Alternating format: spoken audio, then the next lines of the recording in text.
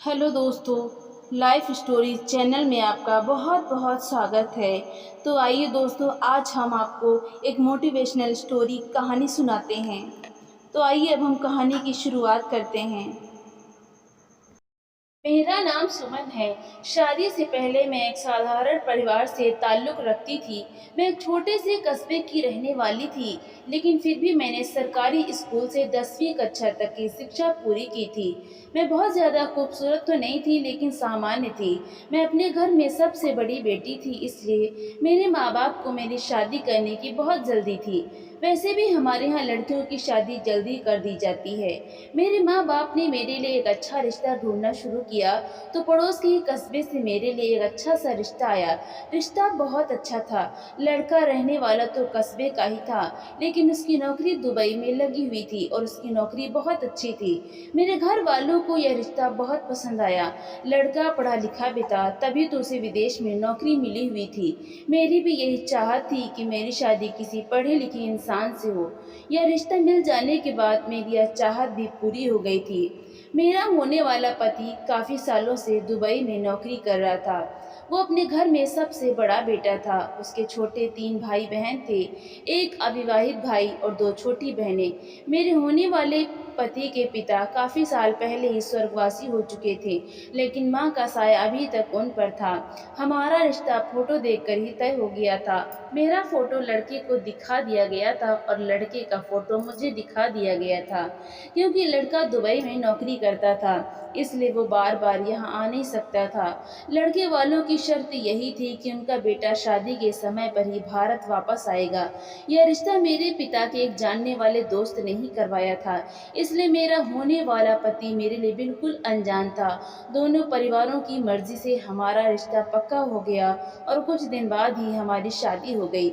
मेरी शादी की पहली रात जब मेरे पति राजीव से मेरी मुलाकात हुई, तो मुझे उनका व्यवहार बहुत पसंद आया। मेरी ससुराल भी बस ठीक ठाक ही थी। ससुराल का घर थोड़ा छोटा था, लेकिन मेरे पति की कमाई अच्छी थी, इसलिए मेरी माँ ने मुझे समझाया था कि घर से कुछ नहीं होता, लड़के की कमाई अच्छी होनी चाहिए। मैंने भी इस बात को मान लिया था। शादी के 4 दिन बाद ही मेरे पति ने अपना सामान पैक करना शुरू कर दिया, क्योंकि उन्हें दुबई वापस जाना था। यह बात सुनकर मैं रोने लगी। अभी तो हमारी शादी को 3-4 दिन ही हुए थे और मेरे पति राजीव मुझे अकेला छोड़कर जा रहे थे। मैं उनके बिना यहाँ पर कैसे रहूँगी? हमने तो अभी तक एक दूसरे को ठीक से जाना भी नहीं था।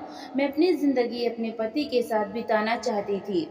शादी से पहले मुझे यह बात पता थी कि मेरे पति काफ़ी सालों से दुबई में नौकरी कर रहे हैं, लेकिन जब शादी के बाद वो 4 दिन बाद ही जाने लगे, तो मेरे पैरों तले से ज़मीन खिसक गई। मुझे तो यह नहीं पता था कि वो इतनी जल्दी दुबई जाने की तैयारी करने लगेंगे।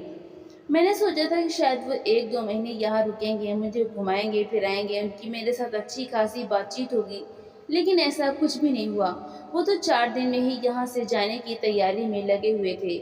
मैंने आंखों में आंसू भरकर अपने पति से कहा भी कि मैं यहाँ आपके बिना कैसे रहूँगी। मेरी बात सुनकर मेरे पति कहने लगे, मेरी मजबूरी है, वहाँ मेरी नौकरी लगी हुई है, मैं ज़्यादा समय तक यहाँ नहीं रह सकता, वरना मेरी नौकरी खतरे में पड़ जाएगी। वैसे तो मैं यहाँ 2 महीने की छुट्टियों पर आया था, लेकिन कंपनी ने अचानक मेरी छुट्टियाँ कैंसिल करके मुझे वापस बुला लिया है। शायद वहाँ काम ज़्यादा है, इसलिए बार बार मेरे पास वहाँ से फ़ोन आ रहे हैं। यह सुनकर मेरी आंखें नम हो गईं और मुझे गुस्सा भी आ रहा था इस बात पर कि मुझे किसी विदेश में नौकरी करने वाले इंसान से शादी ही नहीं करनी चाहिए थी। एक परदेसी इंसान से शादी करना बहुत मुश्किल का काम है। इस बात का एहसास मुझे आज हो रहा था। मेरे पति ने अपना सामान पैक किया और मुझसे कहने लगे कि वो थोड़ी देर के लिए बाजार जा रहे हैं। जब वो घर वापस आए तो मैंने देखा कि वो लगभग 15-20 किलो फिटकरी लेकर आए थे और मुझसे कहने लगे कि सारे फिटकरी उनके सामान में रख दो। इतनी सारी फिटकरी देखकर मैं हैरान हो गई और मैंने कहा, आप वहाँ जाकर इसका क्या करेंगे?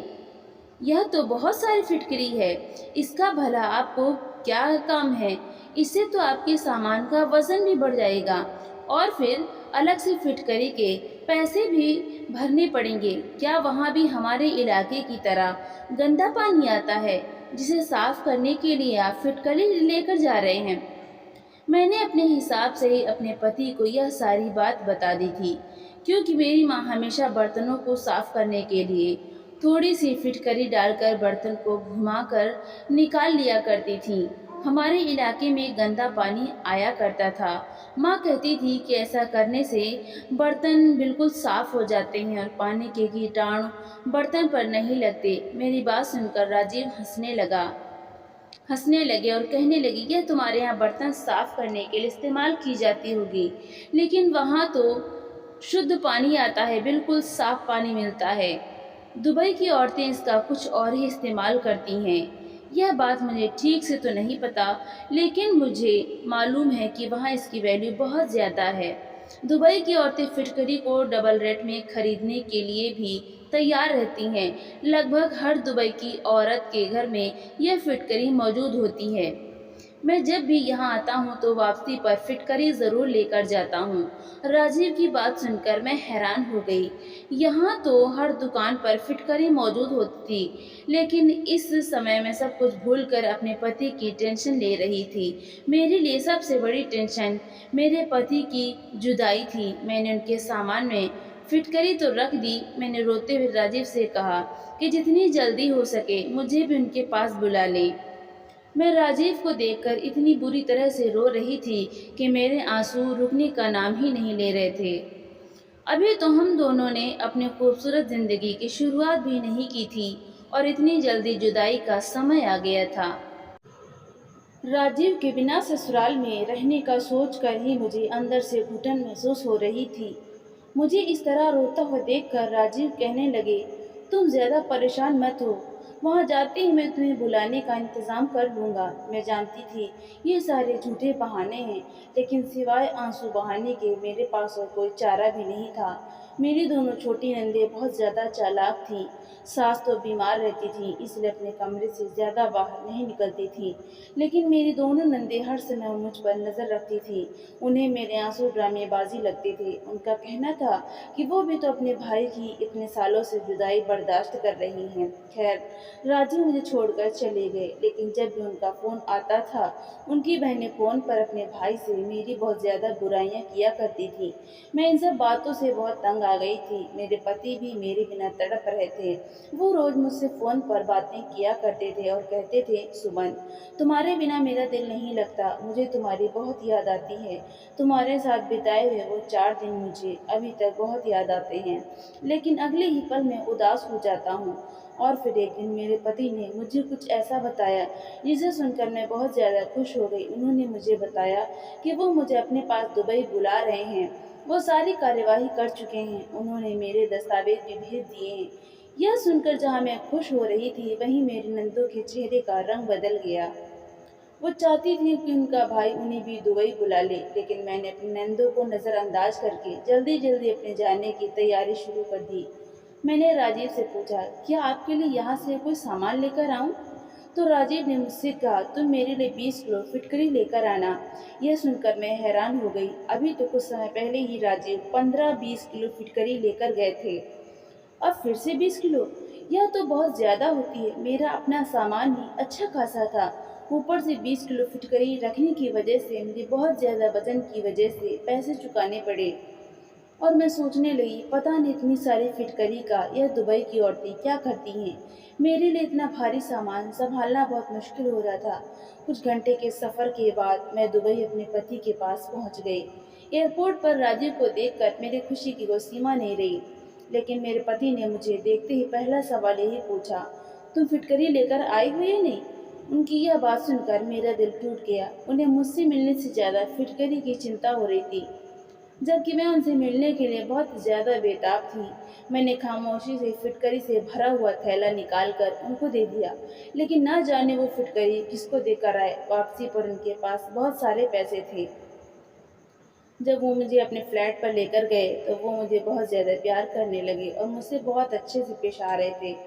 अब मुझे उनसे सवाल करने का मौका ही नहीं मिला, और फिर बाद में मैं भूल गई कि वो फिटकरी का आखिर करती क्या हैं। थोड़ी देर बाद जब बातों ही बातों में फिटकरी का जिक्र आया तो मैंने अपने पति राजीव से पूछा कि आखिर वो फिटकरी किसको देकर आए। मैं अपने पति की बातों में सब कुछ भूल गई थी। सच कहूँ तो मुझे विश्वास ही नहीं हो रहा था कि मेरे पति ने मुझे अपने पास बुला लिया है। 2 महीने मैंने अपने पति के साथ बहुत अच्छे गुज़ारे। 2 महीने किस तरह से अपने पति के साथ हँसी-खुशी गुज़र गए, मुझे पता ही नहीं चला। लेकिन 2 महीने पूरे होते ही मेरे पति मुझसे कहने लगे, "अब तुम्हें यहाँ रखना मेरे लिए मुमकिन नहीं है। बेहतर यही होगा कि तुम वापस भारत चली जाओ।" राजीव की बात सुनकर मैं हैरान रह गई और मेरे होश उड़ गए। मैंने कहा, "ये आप कैसी बातें कर रहे हो? आपके बिना मेरी वहाँ कोई ज़िंदगी नहीं। मैं तो अपने सभी रिश्तेदारों से कहकर आई हूँ कि अब मैं हमेशा आपके साथ दुबई में ही रहूँगी। वैसे भी मैं वहाँ जाकर क्या करूँगी?" तो वो कहने लगे, "यहाँ के खर्चे बहुत ज़्यादा हो गए हैं और घर भेजने के लिए भी पैसे नहीं बच रहे। मुझे अपने परिवार का भी खर्च उठाना है। मेरी माँ बार-बार पैसों के लिए फ़ोन कर रही है और बहनों की स्कूल की फ़ीस भी जमा करनी है। वो भी मुझे रोज़ फ़ोन करके तंग कर रही है और तुम्हारे यहाँ होने की वजह से मेरे सारे पैसे खर्च हो जाते हैं।" मैंने गुस्सा करते हुए अपने पति से कहा, "अगर ऐसी ही बात है तो फिर मैं भी यहाँ कोई नौकरी कर लेती हूँ। मैं अपना खर्च खुद उठा लूँगी, लेकिन अब मैं तुम्हें छोड़कर यहाँ से वापस नहीं जाऊँगी। मैं वहाँ अकेले ज़िंदगी नहीं गुज़ार सकती।" मेरी बात सुनकर राजीव कहने लगे, "तुम्हें भला क्या काम आता है? तुम क्या नौकरी करोगी?" यहाँ पर बहुत देर तक सोचने के बाद मैंने राजीव से कह दिया, "मुझे लोगों के घरों में झाड़ू बर्तन ही क्यों ना करना पड़ जाए, मैं सब कुछ कर लूँगी, मगर यहाँ से वापस नहीं जाऊँगी।" राजीव को मेरी बात मजाक लगने लगी, लेकिन मैंने आसपास के फ्लैट वालों से कहकर कुछ परिवारों में घर का काम तलाश कर लिया था। उन दिनों मेरी काफ़ी लोगों से जान पहचान हो गई थी, क्योंकि हम जिस जगह रहते थे वहाँ पर कई भारतीय परिवार भी रहते थे। इस समय मेरी जान पहचान वाली औरतें मेरे काम आ गईं। 2-3 ऐसे परिवार थे जिन्हें खाना बनाने के लिए एक औरत की तलाश थी, इसलिए उन्होंने मुझे अपने घर काम करने के लिए रख लिया। मेरी जान पहचान वाली महिलाओं ने मुझे बताया कि दुबई के लोग भारतीय लोगों के हाथ का खाना खाना बहुत पसंद करते हैं और सिर्फ भारतीय औरतों को ही खाना पकाने के लिए रखना उनकी पहली पसंद होती है। मुझे 3-4 घरों में एक साथ काम करने का मौका मिल गया। मैं इस बात से बहुत खुश थी। किसी के घर मुझे सिर्फ खाना पकाने की नौकरी मिली, तो किसी के घर सिर्फ झाड़ू बर्तन करने की। मुझे काम करने के अच्छे खासे पैसे मिल रहे थे, जिसमें आसानी से मैं अपने पति राजीव के साथ रह सकती थी। खाना पकाना तो मैं पहले से ही जानती थी, क्योंकि कुकिंग में तो मैं शादी से पहले से ही परफेक्ट थी। रात को जब राजीव घर लौटे तो और मैंने उन्हें बताया कि मुझे आसपास के घरों में खाना बनाने और सफाई करने की नौकरी मिल गई है और उन लोगों ने मुझे काम पर भी रख लिया है, तो यह बात सुनकर मेरे पति हैरान रह गए और कहने लगे, "तुमने तो सच में ही काम ढूंढ लिया, लेकिन मैं तुम्हें दूसरों के घर जाकर काम करने की इजाज़त नहीं दे सकता।" राजीव ने मेरी सारी खुशी खत्म कर दी थी, लेकिन मैं इतनी आसानी से हार मानने वाली नहीं थी। राजीव की बात सुनकर मैं ज़ोर-ज़ोर से रोने लगी। मेरे आँसुओं ने राजीव के दिल को पिघला दिया। अब खुद वो भी मेरे बिना नहीं रहना चाहते थे। मैं अच्छी तरह जानती थी कि मेरी नंदी ही मेरे पति को भड़का रही हैं, मुझे वापस भारत बुलाने के लिए उन पर दबाव डाल रही हैं। मजबूर होकर ही वो मुझे दुबई से वापस भेजना चाह रहे थे, लेकिन उनका मन नहीं कर रहा था। मैंने जानबूझकर इतना ज़्यादा रोना-धोना मचाया कि राजीव ने मुझे काम करने की इजाज़त दे दी। मेरी खुशी का ठिकाना नहीं रहा, क्योंकि अब मैं राजीव के साथ हमेशा यहाँ आराम से रह सकती थी। मैंने खुशी से राजीव को अपने गले से लगा लिया और प्यार का इजहार किया। अगले दिन ऑफिस जाते समय राजीव ने कहा, "अगर तुम्हें काम समझ आए तो ही करना, वरना काम करने की कोई ज़रूरत नहीं।" मैंने उनसे कहा, "आप फिक्र मत करो, मैं सब कुछ संभाल लूँगी।" और उनके घर से जाते ही जल्दी से मैं अपने काम पर निकल गई। मेरी पड़ोसन मुझे दुबई की औरतों के घर पर ले गई, जिनके घर बहुत बढ़िया थे, अंदर से बिल्कुल महल जैसे लगते थे। मैं देखकर बहुत ज़्यादा हैरान रह गई। यहाँ के लोगों के घर सच में बहुत सुंदर थे और वहाँ की औरतें भी बहुत मिलनसार और अच्छे व्यवहार वाली थीं। कुछ-कुछ औरतों को हिंदी समझ आती थी, लेकिन बोलना नहीं आता था। उन्होंने इशारे से मुझे समझा दिया कि मैं उन्हें किस तरह का खाना बनाकर दूँ। लेकिन पहले ही दिन मैंने एक बड़ी अजीब बात देखी। जब एक मालकिन के किचन में खाना बनाने के लिए गई, तो वहाँ एक बड़े से बॉक्स में बहुत सारी फिटकरी पड़ी हुई थी। फिटकरी को देखते ही मुझे याद आया कि मेरे पति और मैं भी तो भारत से इतनी सारी फिटकरी लेकर आए थे।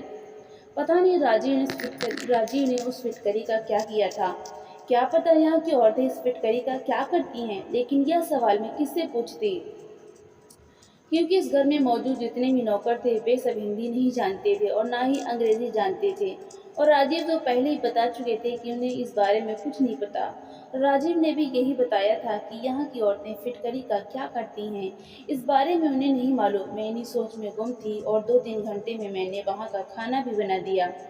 फिर उसके बाद मैं दूसरे घर पर खाना बनाने के लिए चली गई और वहाँ जाकर मैंने बिल्कुल यही चीज़ देखी कि वहाँ के किचन में तो पहले वाले से भी ज़्यादा फिटकरी भरी हुई थी। अब तो मेरे अंदर एक अजीब सा उत्साह जाग उठा था कि आखिर यह सब माजरा क्या है। भारत में तो मैंने ऐसा कुछ नहीं देखा था।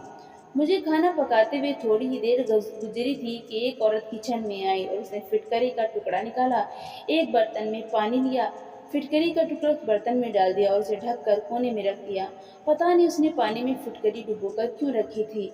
मुझे मालूम नहीं हो सका कि वो औरत ऐसा क्यों कर रही थी, क्योंकि वो यह काम चोरी छिपे कर रही थी और मैंने काम करते हुए उसे देख लिया था। जैसे वो नहीं चाहती हो कि मैं उसकी तरफ देखूं। इस बात पर तो मैं और भी ज़्यादा हैरान हुई। खैर, मेरा पहला दिन था और बहुत अच्छा गुजरा। मैं सारे ही घंटों में घरों में खाना बनाकर और सफाई करके 6-7 घंटे में फ्री हो गई और राजीव के घर लौटने से पहले ही मैं घर चली गई। खाना बनाने का तो मुझे हमेशा ही शौक था, इसलिए यह काम मुझे बिल्कुल भी भारी नहीं लग रहा था। शाम को जब राजीव घर आए तो उन्होंने मुझसे कई सवाल पूछे, तो मैंने उन्हें दिलासा दिया कि काम बहुत अच्छा है और मुझे यहाँ किसी तरह की कोई तकलीफ नहीं। आप चाहें तो मेरी सारी तनख्वाह अपने घर भेज सकते हैं, मुझे बस आपका साथ चाहिए। मैं आपके साथ कैसे भी यहाँ गुजारा कर लूँगी। मेरी बात पर मेरे पति मुस्कुराने लगे। आखिर यह सब मैं उनके साथ रहने के लिए ही तो कर रही थी। राजीव रात के खाने के बाद मुझे घुमाने के लिए बाहर ले गए। जब से मैं दुबई आई थी तब से पहली बार वो मुझे बाहर लेकर गए थे। उनके साथ बाहर घूमने में मुझे बहुत सुकून मिल रहा था, वरना अब तक तो मेरे सिर पर यही टेंशन थी कि कहीं मेरे पति मुझे यहाँ से वापस न भेज दें। राजीव मुझे अपने साथ एक बड़े मॉल में शॉपिंग कराने ले गए। इस रंगीन दुनिया में पहुंचकर मैं खो सी गई।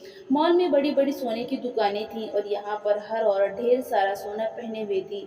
मैंने कभी किसी औरत को खुलेआम इतना सोना पहने हुए नहीं देखा था। मैंने अब तक यही समझा था कि शायद दुबई में बड़े बड़े घरों के अलावा कुछ नहीं है, लेकिन यहाँ पर तो लोगों ने कुछ ज़्यादा ही तरक्की कर ली थी और आज पहली बार मैंने यहाँ का माहौल देखा था। हमने खूब सारी शॉपिंग की और मेरे पति ने मुझे वहाँ की आइसक्रीम भी खिलाई। घर आते समय रास्ते में हमें राजीव के दोस्त मिल गए। शायद वे ऑफिस के ही दोस्त थे। उनके साथ उनकी पत्नी भी मौजूद थी। राजीव ने मुझे अपने दोस्त और उनकी पत्नी से मिलवाया। वे लोग बहुत अच्छे लग रहे थे और जब उन्हें पता चला कि मैं शादी के बाद पहली बार भारत से यहाँ आई हूँ तो उन्होंने मुझे और राजीव को अगले ही दिन डिनर के लिए बुला लिया। वे लोग भी दुबई में ही रहते थे, लेकिन उनकी हिंदी काफ़ी अच्छी थी। राजीव ने उनसे काफ़ी मना भी किया, हम लोग डिनर पर नहीं आ सकते, लेकिन वे नहीं माने और जब वे ज़्यादा ही जिद करने लगे तो मेरे पति ने उनके डिनर का ऑफर स्वीकार कर लिया।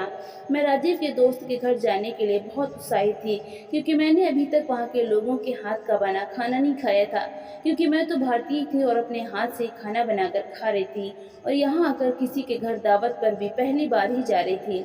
अगले दिन मैंने सभी लोगों के घरों में काम किया और खाना बनाया और वापस आते ही जल्दी जल्दी तैयार हो गई। राजीव कहकर गए थे कि वो जल्दी ही काम से लौट आएंगे और फिर हम लोग उनके दोस्त के घर जाएंगे। राजीव के आते ही हम दोनों उनके दोस्त के घर के लिए निकल गए। उनके दोस्त और उनकी पत्नी ने बहुत अच्छी तरह से हमारा स्वागत किया। मैं राजीव के दोस्त का घर देखती ही रह गई। घर बाहर से जितना खूबसूरत था, अंदर से भी उससे कई गुना खूबसूरत था। उनके 2 प्यारे से बेटे थे और एक छोटी सी 3 महीने की बेटी भी थी। छोटी बेटी को देखते ही मुझे उस पर बहुत प्यार आ गया। राजीव के दोस्त की पत्नी का नाम प्रिया था। वो किचन में खाने की तैयारी कर रही थी। मैं भी उन्हीं के पास जाकर खड़ी हो गई। मुझे वो देखकर मुस्कुरा कर कहने लगी, भाभी आप बैठ जाओ, मैं बस खाना तैयार करके आपके पास आती हूँ। मैंने उनकी बात को नज़रअंदाज करते हुए कहा, मैं आपकी मदद करा देती हूँ। और फिर मैंने उनकी मदद कराना शुरू कर दिया और तभी मेरी नज़र प्रिया भाभी के किचन में रखी हुई फिटकरी पर पड़ी। उन्होंने भी फिटकरी को एक डिब्बे में रखा हुआ था। डिब्बा पारदर्शी था, इसी वजह से मुझे उसके अंदर की फिटकरी ठीक से दिखाई दे रही थी। एक बार फिर मेरे दिल में यही सवाल उठा कि आखिर ये दुबई की औरतें फिटकरी का क्या करती हैं। मैंने सोचा कि मैं इस फिटकरी का राज प्रिया से पूछ लेती हूँ, मगर प्रिया से पूछने में मुझे थोड़ी झिझक महसूस हो रही थी, क्योंकि जिस घर में मैं काम किया करती थी वहाँ की मालकिन ने छुपाने के अंदाज में फिटकरी को पानी में डाल कर रखा था। पता नहीं इसके पीछे कौन सी बात हो सकती है। प्रिया का ध्यान तो खाना बनाने में लगा हुआ था। अब मुझसे रहा नहीं गया तो मैंने उनसे पूछ ही लिया, यह फिटकरी यहाँ पर क्यों रखी हुई है? आखिर आप लोग इतनी सारी फिटकरी का क्या करते हो? हमारे यहाँ तो फिटकरी इतनी ज़्यादा तादाद में किचन में नहीं रखी जाती। मेरी आवाज़ सुनते ही प्रिया के चेहरे का रंग बदल गया और उन्होंने जल्दी से फिटकरी के डिब्बे को उठाकर अलमारी में रख दिया। उनका अंदाज भी बड़ा अजीब सा था। मेरी बात का जवाब दिए बिना ही वो खाना बनाने में लग गई। तो मैं भी चुप हो गई क्योंकि दोबारा पूछने की मुझ में हिम्मत नहीं रही और मुझे अच्छा भी नहीं लग रहा था। प्रिया ने बहुत ही स्वादिष्ट खाना बनाया था। दावत बहुत अच्छी रही। हम उन लोगों से अनुमति लेकर अपने घर लौट आए। हमें उनके घर जाना बहुत अच्छा लगा और सारे रास्ते मेरे दिमाग में फिटकरी चलती रही। राजीव ने मेरा उदास सा अंदाज देखा तो मुझसे पूछने लगे, तुम्हें क्या हुआ है? मैंने राजीव को सारी बात बता दी कि किस तरह मैंने यहाँ पर कई घरों में फिटकरी के बड़े बड़े डिब्बे देखे थे और आज प्रिया के किचन में भी बहुत सारी फिटकरी देखी थी जो एक बड़े से डिब्बे में मौजूद थी। आखिर दुबई की औरतें इतनी सारी फिटकरी का क्या करती हैं? मेरी बात सुनकर मेरे पति हंस पड़े और कहने लगे, तुम औरतें तो छोटी छोटी बातों पर सोच विचार करने लग जाती हो। आखिर यहाँ पर औरतें फिटकरी का कुछ भी करती हों, हमें उससे क्या मतलब है? लेकिन मुझे तो सच्चाई जाननी थी क्योंकि फिटकरी तो हमारे भारत में भी पाई जाती थी। वहाँ तो ऐसा कोई प्रयोग फिटकरी पर नहीं किया जाता था जितना यहाँ पर किया जाता है। राजीव ने कहा, चलो मैं ही तुम्हारे लिए पता करके इस बारे में बताता हूँ। आखिर यहाँ की औरतें फिटकरी के साथ क्या करती हैं और इसके पीछे क्या राज है? धीरे धीरे दिन गुजर रहे थे। मेरा काम बहुत अच्छी तरह से जम गया था। मुझे वहाँ के लोगों के घरों में खाना पकाने की अब आदत सी हो गई थी। मेरे माता पिता की मुझसे हर दूसरे तीसरे दिन फ़ोन पर बात होती रहती थी। जब से मैं राजीव के पास आई थी मेरी माँ को बहुत सुकून हो गया था। मैंने अपनी माँ से कई बार फिटकरी के बारे में बहुत सारे सवाल पूछे थे। कहीं मेरी माँ को फिटकरी के बारे में कुछ पता हो, लेकिन मेरी माँ को भी ज़्यादा जानकारी नहीं थी। फिटकरी को पानी में भिगोकर क्या किया जा सकता है, यह बात मेरे लिए बहुत हैरान कर देने वाली थी। मैं दुबई में आकर पूरी तरह से सेट हो गई थी। अब मुझे भारत वापस जाने की कोई चिंता नहीं रही थी। मेरा काम बहुत अच्छा चल रहा था। मेरे पति और मैं यहाँ पर अच्छी कमाई कर रहे थे। जिन लोगों के घरों में काम किया करती थी वो लोग भी मेरा बहुत ख्याल रखते थे। मेरे खाने की बहुत तारीफ होती थी और जिनके घरों में मैं सफाई किया करती थी वहाँ मेरी सफाई की भी खूब तारीफ की जाती थी क्योंकि मैं बहुत सलीके से काम करती थी। खाना भी मुझे बहुत ज़्यादा नहीं बनाना होता था। 2-3 तरह के व्यंजन थोड़ी थोड़ी मात्रा में बनाने होते थे। कुछ दिन गुजरे कि एक दिन राजीव ऑफिस से घर आए तो मुझसे कहने लगे, मेरे लिए अपने हाथ की बहुत अच्छी सी चाय बना दो। आज राजीव का मूड बहुत अच्छा लग रहा था। वो तरोताज़ा लग रहे थे। मैंने अपने पति से कहा, आज आपको ऐसी कौन सी खुशी मिल गई है जिसकी वजह से आप इतने खुश लग रहे हो? राजीव ने कहा, मैं तुम्हारी परेशानी का हल लेकर आया हूँ। आज तुम जल्दी से मेरे लिए चाय बनाकर फुर्सत से मेरे पास आकर बैठ जाओ। आज मैं तुम्हारी परेशानी खत्म करने वाला हूँ और तुम्हें फिटकरी का राज बताता हूँ। मुझे फिटकरी के राज के बारे में पता चल गया है। मैं फिटकरी का राज जानने के लिए बहुत ज़्यादा उत्साहित थी। इसीलिए मैंने जल्दी से अपने पति के लिए चाय बनाई और सारे काम से निपट कर उनके पास आराम से जाकर बैठ गई। राजीव ने मुझे बताया कि दुबई की औरतें यह नहीं चाहती कि यह राज कभी किसी को पता चले क्योंकि फिटकरी का यह इस्तेमाल उनके पुराने ज़माने से चला आ रहा है और वे इसे अपने तक ही रखना चाहती हैं। इसीलिए प्रिया भाभी ने भी तुम्हें इस बारे में कुछ नहीं बताया था। राजीव की बात सुनकर मुझे बहुत ज़्यादा उत्सुकता होने लगी थी कि आखिर इस फिटकरी से ऐसा भी क्या किया जा सकता है जो इस कदर छुपाने वाली बात है। राजीव कहने लगे, हर जगह की अपनी अपनी अलग रस्में रिवाज होते हैं और इसी तरह हर जगह के अपने अपने अलग अलग टोटके और इलाज होते हैं। तुम भी जब से यहाँ आई हो तुमने बहुत सारी चीज़ें ऐसी देखी हैं जो भारत में नहीं होती और जो चीज़ भारत में होती है वो यहाँ पर नहीं होती। इसी तरह फिटकरी का जो इस्तेमाल भारत में किया जाता है वो बिल्कुल अलग है, जबकि दुबई की औरतें इससे बिल्कुल अलग तरह का फ़ायदा उठाती हैं जो बहुत हैरान कर देने वाला है। मैं राजीव की बातों को बहुत ध्यान से सुन रही थी। राजीव ने बताया, अगर भारतीय औरतों को इसके बारे में जानकारी हो गई तो हर घर में ढेर सारी फिटकरी नजर आने लगेगी। मैंने अपने पति को घूर कर देखा और कहा, अब बता भी दो, कितना ज़्यादा सस्पेंस पैदा कर रहे हो? मेरी बात सुनकर राजीव ने मुझे एक ऐसा राज बताया जिसे सुनकर मैं चौंक गई। अपनी 24 साल की ज़िंदगी में मैंने आज तक फिटकरी का ऐसा इस्तेमाल नहीं सुना था। मैंने हैरानी से राजीव से पूछा, क्या आप सच कह रहे हैं? राजीव कहने लगे, हाँ बिल्कुल यही बात है। मैंने अपने दुबई में रहने वाले बहुत करीबी दोस्त से इस बारे में पता किया है और उसने ही मुझे फिटकरी का राज बताया है। मेरा यह दोस्त वही है जिसे मैं भारत से फिटकरी लाकर महंगे दामों में बेच देता हूँ। इससे मुझे काफ़ी मुनाफा होता है क्योंकि फिटकरी यहाँ पर भी बहुत महंगी है और फिटकरी का इतना ज़्यादा इस्तेमाल होने पर यहाँ फिटकरी ज़्यादा आसानी से मिलती भी नहीं है। इसीलिए मैं जब भी भारत जाता हूँ तो वहाँ से फिटकरी ज़रूर लेकर आता हूँ और यहाँ पर महंगे दामों में बेच देता हूँ। यहाँ के लोग महंगे दाम में भी आसानी से फिटकरी को खरीद लेते हैं। और राजीव ने मुझे बताया कि दुबई की औरतें पहले फिटकरी से एक खास तरह की दवाई तैयार करती हैं जो उन्होंने अपने बुजुर्गों से बनाना सीखी है। पानी में कुछ सामान मिलाकर यह दवाई तैयार की जाती है और फिर फिटकरी को इस पानी में मिलाने के बाद कई दिनों के लिए रख दिया जाता है। इसके बाद रोज़ सुबह निहार मुँह पानी वाली फिटकरी को पीसकर इस्तेमाल किया जाता है। दुबई की औरतें रोज़ सुबह यह फिटकरी वाला पानी पीती हैं और इस दवाई का सेवन वे लगातार 3 महीने तक करती हैं और उनका मानना है कि इस तरह उनके पास बहुत ही सुंदर बच्चा पैदा होगा। जो औरतें पूरी लगन से उस दवाई को पीती हैं और यह दवाई इसलिए भी काम आती है कि जो औरतें इस दवाई को निहार मुँह 3 महीने तक पीती हैं उनके पास सुंदर बच्चा तो होगा ही लेकिन बेटा ही पैदा होगा।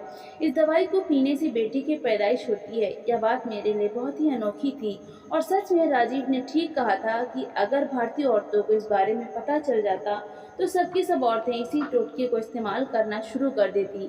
मगर मुझे यह समझ नहीं आया था कि दुबई की औरतें इस बात को इतना छुपाती क्यों हैं। मेरी बात सुनकर राजीव कहने लगे, हर किसी के अपने अलग तौर तरीके होते हैं और ज़्यादातर औरतें बताना भी नहीं चाहती कि वो बच्चा पैदा करने के लिए टोटका अपना रही हैं। उन्हें लगता है कि किसी को बताने से उनका टोटका खराब हो जाएगा। राजीव की बात सुनकर मैं अफसोस भरे शब्दों में कहने लगी, मेरे पास तो अब फिटकरी भी नहीं है और न ही मुझे दवाई बनाने का तरीका आता है। मेरी बात सुनकर राजीव हंस पड़े और कहने लगे कि उन्हें बस बच्चे की चाहत है, चाहे वो बेटा हो या बेटी। उन्हें इस बात से कोई फ़र्क नहीं पड़ता।